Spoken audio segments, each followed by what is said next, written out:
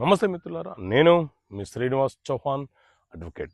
మిత్రులారా, అనేక మంది వద్ద అప్పులు చేసి అప్పుల పాలైపోయి నష్టపోయి అప్పులు తీర్చలేని పక్షంలో అతను ఐపీఐ పిటిషన్, ఇన్సాల్వెన్సీ పిటిషన్, నన్ను దివాలాదారుగా ప్రకటించండి అని చెప్పి న్యాయస్థానంలో కేసు ఫైలు చేస్తే అతను ఎవరికైతే చెక్కులు ఇచ్చాడో ఆ చెక్కులు తీసుకున్న వ్యక్తి ఇతని మీద చెక్కు బౌన్స్ కేసులు ఫైల్ చేయవచ్చా?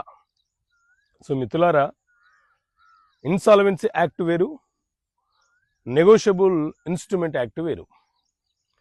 ఈ ఎన్ఐ యాక్ట్ అనేది ఒక సివిల్ లక్షణాలు కలిగినటువంటి క్రిమినల్ కేసు కలిగినటువంటి చట్టం.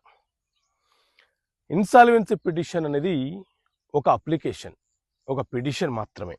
అయితే ఎవరైనా సరే ఒక వ్యక్తి మనకు డబ్బు ఇవ్వాల్సి ఉంది, మన సొమ్ము మనకు తిరిగి చెల్లించడం కోసం మనకు చెక్ ఇచ్చాడు.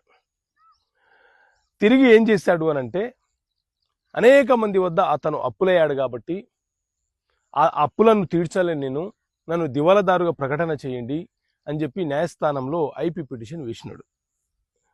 ఐపీ పిటిషన్ వేసినప్పుడు అందులో మన పేరును కూడా ప్రస్తావిస్తూ మనకెంత సొమ్మును చెల్లించాలో ఆ అమౌంట్ను కూడా ఆ పిటిషన్లో రాశాడు. సో మనం ఇప్పుడు మన వద్ద ఉన్నటువంటి చెక్కును ఉపయోగించుకొని చెక్కు బౌన్స్ కేసు ఫైల్ చేసుకునే అవకాశం మనకు ఉంటుంది. అతను ఐపీ పిటిషన్లో మన పేరు నమోదు చేసినా మనము చెక్ బౌన్స్ వేయొచ్చు, వేయకపోయినా, అందులో పేరు రాయకపోయినా కూడా మనము చెక్ బౌన్స్ కేసు ఫైల్ చేసుకోవచ్చు. అయితే అతను ఒకవేళ ఐపీ పిటిషన్లో మన పేరును ప్రస్తావిస్తే అతనే తనంతట తానుగా మనకు అప్పున్నాడన్న విషయాన్ని ఒప్పుకున్నాడని చెప్పి మనం న్యాయస్థానానికి తెలియపరచవచ్చు. సో చెక్ బౌన్స్ కేసులు వేరు, ఐపీ పిటిషన్కి సంబంధించిన కేసులు వేరు. కాబట్టి ఐపీ పిటిషన్ వేసిన వ్యక్తులు మనకు చెక్ ఇచ్చినా మనము వాళ్ళ మీద చెక్ బౌన్స్ కేసులు వేసుకునే వెసులుబాటు మనకు ఉంటుంది.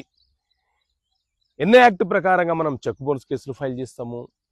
ఒకవేళ ప్రామిసరీ నోటు రాసి ఇచ్చి ఉంటేనే మనీ రికవరీ కేసు వేసేటప్పుడు కొంత ఇబ్బంది ఉంటుంది. కానీ చెక్ ఇచ్చిన తర్వాత ఐపీ పిటిషన్ వేసినా కూడా మనము చెక్ బౌన్స్ కేసు ఫైల్ చేయవచ్చు. దానికి దీనికి సంబంధమే ఉండదు. ఓకే మిత్రులారా, థ్యాంక్ యూ. జై హింద్.